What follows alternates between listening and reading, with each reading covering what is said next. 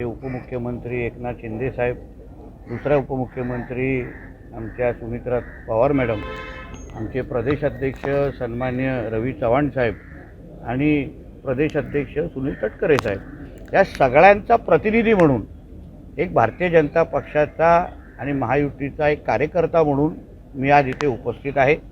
तुम्ही मला बिलकुल एवढं मोठं करू नका की तुम्ही ह्यांना आणलं, तुम्ही ह्या सगळ्या गोष्टी केल्या, ह्या सगळ्या गोष्टी हो, तुम्ही प्रतिनिधी आहे। शेवटी राज्याचे मुख्यमंत्री देवेंद्र फडणवीस साहेब ज्या पद्धतीने आज राज्यामध्ये काम करत आहेत, राज्याला पुढे घेऊन जात आहेत आणि म्हणून आज सब कुछ देवा भाऊ अशीच परिस्थिती आहे। म्हणून हे सगळे जे विविध पक्षाचे कार्यकर्ते आहेत त्या प्रत्येकाला कळलेलं आहे की बाबा आम्हाला राज्याला पुढे घेऊन जायचं असेल, आम्हाला आमचं भविष्य घडवायचं असेल तर देवेंद्र फडणवीस साहेबांशिवाय दुसरा पर्याय नाही। आज चांगल्या पद्धतीने माहीत असल्यामुळे आणि बाळ माने साहेब हे अनुभवी आहेत, आमदार राहिलेले आहेत, ह्यांना हे काय लहान वयातलं विषय नाही आहे, त्यांना बरं वाईट काय सगळ्या गोष्टी माहिती आहेत आणि म्हणून वरिष्ठ पातळीवर ठरलेला जो काही निर्णय होता त्याच्या अंमलबजावणी करण्याचं काम एक कार्यकर्ता म्हणून मी करतोय। मी या रत्नागिरीचा संपर्क मंत्री पण आहे, कोकणामध्ये काम करणारा भारतीय जनता पक्षाचा कार्यकर्ता आहे आणि म्हणून महायुतीचा प्रतिनिधी म्हणून आज मी बाळ माने साहेबांबरोबर इथे आलेलो आहे आणि आज त्यांनी आमच्या वरिष्ठ पातळीवर त्या सगळ्या नेत्यांच्या शब्दाचा मान ठेवून आणि एकंदरीत जी काय राजकीय परिस्थिती त्यांना त्यांच्या अनुभवापोटी जी दिसली त्याप्रमाणे त्यांनी तो निर्णय घेतलेला आहे।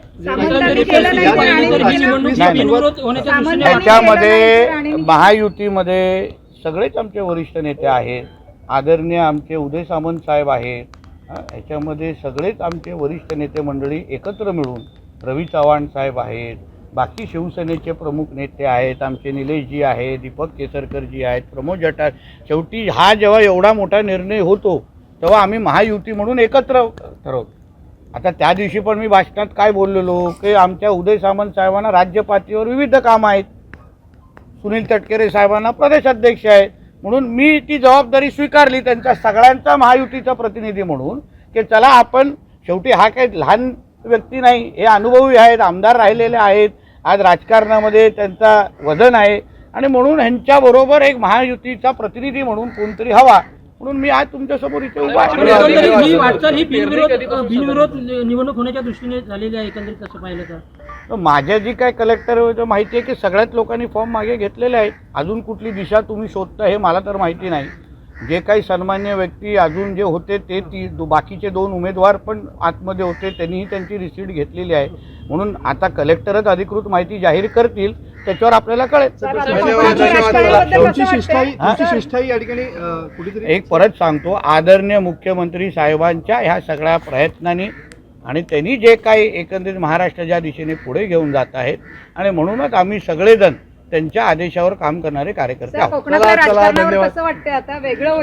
आता तरी गरम वाटतंय, एसी लावल्यावर कळत होईल।